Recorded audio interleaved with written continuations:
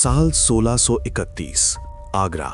मुगल सल्तनत के सबसे ताकतवर बादशाह शाहजहां एक ऐसा आदेश देते हैं जो उस जमाने के हिसाब से किसी मौत की सजा से कम नहीं था। उनका सपना था एक ऐसी इमारत जो दुनिया में पहले कभी न देखी गई हो।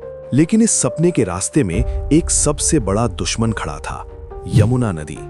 क्या आप तसव्वुर कर सकते हैं एक ऐसी जगह जहां की मिट्टी इतनी कच्ची है कि वहां एक घर बनाना मुश्किल है।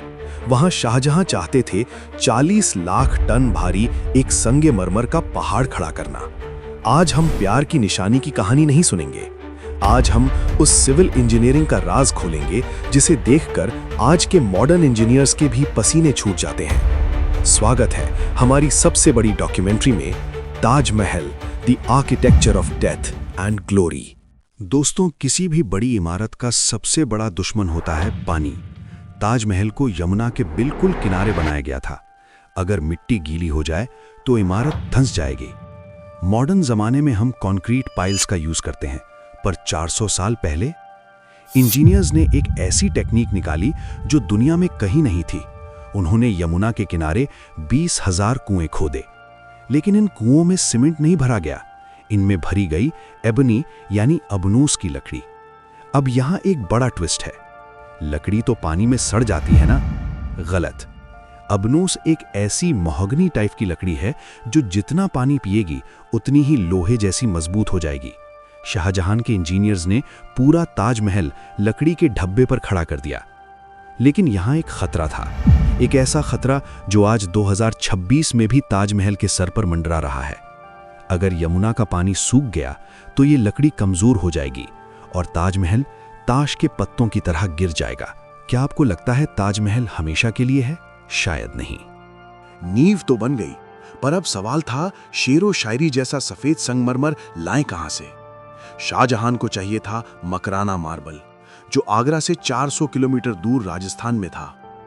20,000 टन पत्थर, बिना किसी ट्रक के, बिना किसी ट्रेन के। शाहजहां ने एक ऐसी फौज तैयार की जो दुश्मन से नहीं बल्कि वजन से लड़ने वाली थी। 1000 हाथी। लेकिन 400 किलोमीटर का रास्ता मिट्टी वाला था, हाथी के पैर धंस जाते। तो इंजीनियर्स ने बनाया एक 15 किलोमीटर लंबा मिट्टी का रैंप।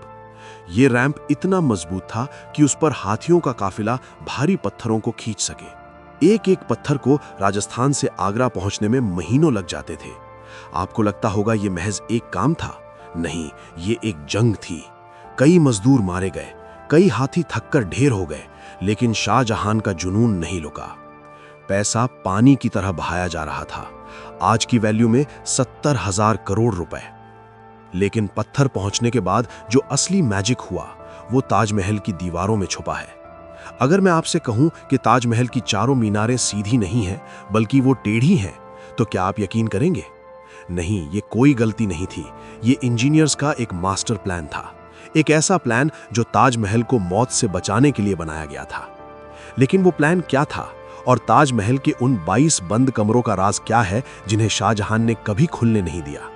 दोस्तों, अगर आप ताजमहल के सामने खड़े होकर उन चारों मीनारतों को देखेंगे तो आपको लगेगा कि वो बिल्कुल 90 डिग्री पर सीधी खड़ी हैं। लेकिन ये एक ऑप्टिकल इल्यूजन है। असलियत में ये चारों मीनारें बाहर की तरफ हल्की सी झुकी हुई हैं। क्यों? शाहजहां के इंजीनियर्स जानते थे कि आगरा एक सीज्मिक जोन है जहां भूकंप का खतरा हमेशा रहता है। उन्होंने दिमाग लगाया कि अगर कभी कोई बड़ा भूकंप आए और ये मीनारें गिरें तो वो बाहर की तरफ गिरें, ताकि मेन गुंबद और मुमताज की कब्र हमेशा सुरक्षित रहे। ये 400 साल पहले की एंटी अर्थक्वेक टेक्नोलॉजी थी, बिना किसी कंप्यूटर सिमुलेशन के। अब आते हैं उस राज पर जो इंटरनेट पर सबसे ज्यादा चर्चा में रहता है, द 22 सीक्रेट रूम्स। ताजमहल के गार्डन के नीचे एक पूरा बेसमेंट है जहां 22 कमरे आज भी सील हैं। लोग कहते हैं वहां मंदिर है, कुछ कहते हैं वहां शाहजहां का खजाना है। लेकिन साइंस और हिस्ट्री क्या कहती है? साइंटिफिक लॉजिक ये है कि ये कमरे स्ट्रक्चरल सपोर्ट के लिए बनाए गए थे। गुंबद का वजन इतना ज्यादा था कि प्रेशर को डिस्ट्रीब्यूट करने के लिए नीचे खाली जगह छोड़ी गई। लेकिन उन्हें सील क्यों किया गया? Archaeological survey of India ASI का मानना है कि इन कमरों में कार्बन डाइऑक्साइड का लेवल इतना ज्यादा है कि अगर इन्हें खोला गया तो बाहर की हवा अंदर की मार्बल और फाउंडेशन को कमजोर कर सकती है। यानी ताजमहल को बचाने के लिए उन राजों को दफन रखना ही जरूरी है। तो क्या ताजमहल सिर्फ एक प्यार की निशानी है? दोस्तों, 22 साल, 20,000 मजदूर और 1,000 हाथी।